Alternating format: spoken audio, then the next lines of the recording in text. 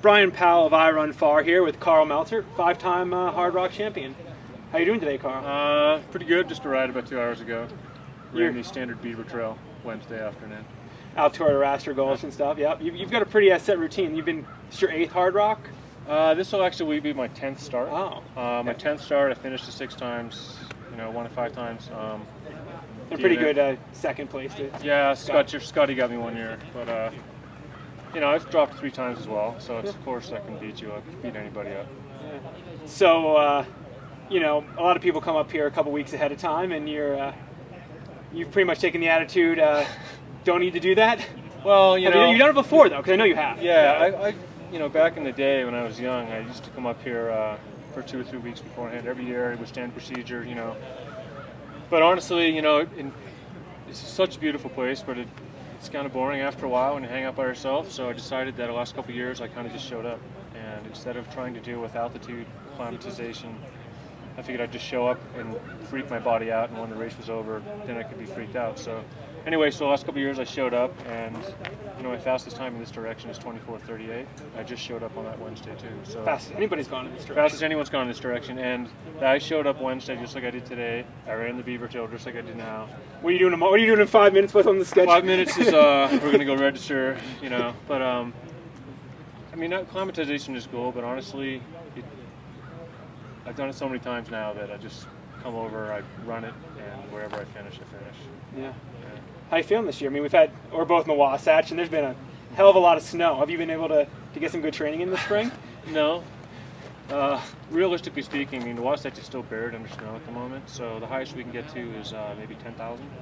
That's the crest trail kind of above Brighton on the Wasatch course. Mm-hmm. That was only last week. So honestly, I've trained between 5 and, well, maybe 6,000 and 8,000. Mm-hmm. And again, I'm just kind of coming here and I'm running it, and I'm just going to forget about altitude. Just do it, But pretty good mileage and stuff like that? 60 miles a week. Yeah. I've run plenty of races. I ran Messinut and I ran Lake City. Yeah. So I tend to recover after those races, make sure I recover before I start training hard. And you ran real strong at the Brighton Marathon this spring, and Bonneville. Yeah. Bonneville Marathon. Yeah, I did. I ran really well there, and that was a pretty good indication of that. I'm in good shape, and Messinut I ran great too as well. Mm-hmm. And that's someone from altitude going to sea level, so it's a little easier to run there. But yeah, I'm doing all right. Honestly, I really don't know where I'm going to fare. Yeah. But I'm not injured. I'm healthy, and I'm reasonably fresh, I'd say. Yeah. San Juan Solstice was 3 weeks ago, and I'm recovered from that. I don't even feel like I did it. So. Cool. Do you think this is there's been a lot of talk about the competition at this year's race. Do you think, you've been here pretty much the whole last decade. Do you think it is a step up, sort of in depth? And I think it's a step up, absolutely. I think last year's competition was a great race out front. I think we all know that. But the depth of the field, the depth of guys and girls that can break 30 hours was not that strong. Mm-hmm. This year I think there's 15, 20 people that could probably break 30 hours if it goes their way. Yeah. So this race, you've got Dakota and Julian, myself, and Jared back, and Anita and Darcy, and a number. Can't remember everybody, and Nick Clark over there is pretty quick. So all of us guys, it really depends who has a better day. I think Dakota's, like I said on my odds thing, I think Dakota's probably the fastest. He's got the talent. He's got the talent. If he nails it, he probably will win. I don't really know Julian that well. I've only heard from Killian a little bit and from Nico about Julian, so he's a mystery to me. I know he's fast. What does that mean at 100 milers? I don't know. For me, I'll just do my methodical thing, and chances of me leading at Cunningham are pretty slim. So you won't see me going out fast, but I'll do my thing, and hopefully when I get warmed up on mile 60, I'll be able to start running again. The whole race is if you can keep running to the end. It doesn't matter how fast you run. It's interesting. I always talk about that. A race like Western States, that's not true for the elite, but for me, I have a great race at Western States if I can still be moving pretty well at the end. Here at Hardrock, the top, you can win it by just finishing okay. Yeah, if you go out fast, I always say the rabbit rarely wins, and if you go out fast here, to me, I've seen it happen so many times. I saw Nate and Hal Kerner race up Engineer, only to see Hal standing in the middle of Mendota Ridge, staring at oblivious, just at the middle of nowhere. So, how's it going? Yeah. And here's Julian Chaurier. Oh. Yeah.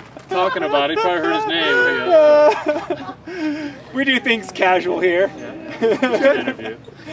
Yeah.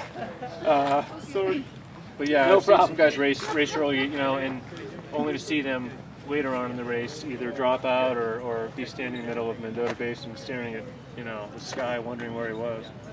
So I mean, you can be 40 minutes back, you can be an hour back in your A, and you're not out of the race by any means. Yeah. You know, again, if you're jogging at mile 80, you're doing good. It's when you walk on the flat and the downhills is what really kills your time. If you can keep jogging those, you're fine. Because most people are going to walk uphill.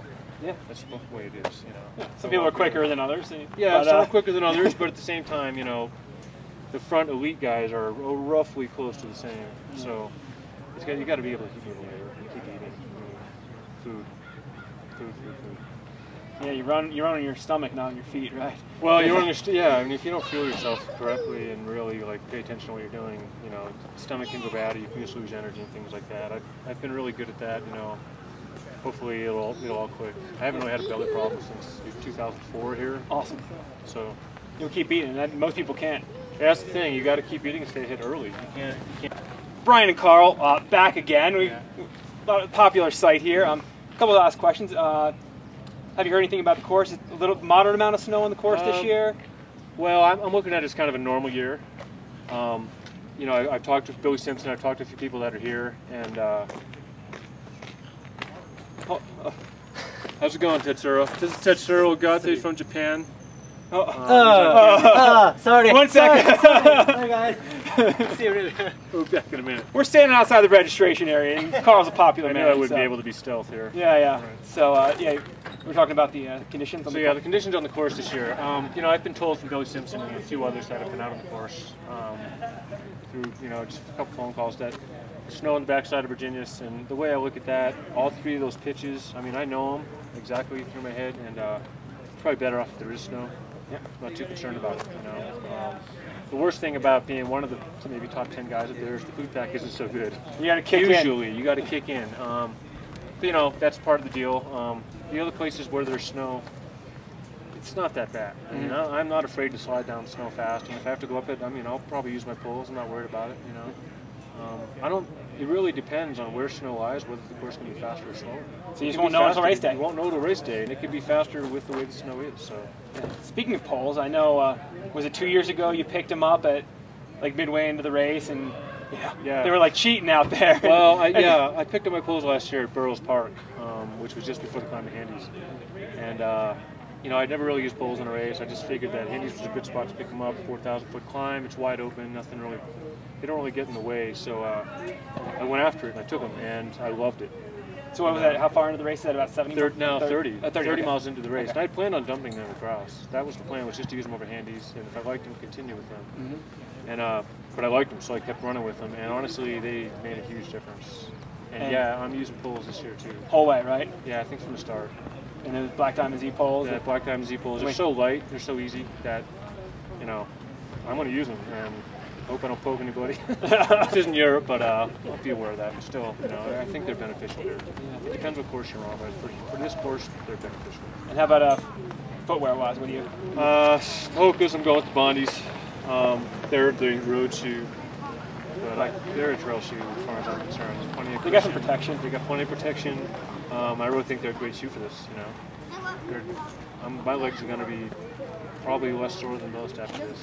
So I'm feeling pretty good about shoes. Great. Well, get out there and fly, man. And thanks for taking the time to chat with us. Sure. Thank you.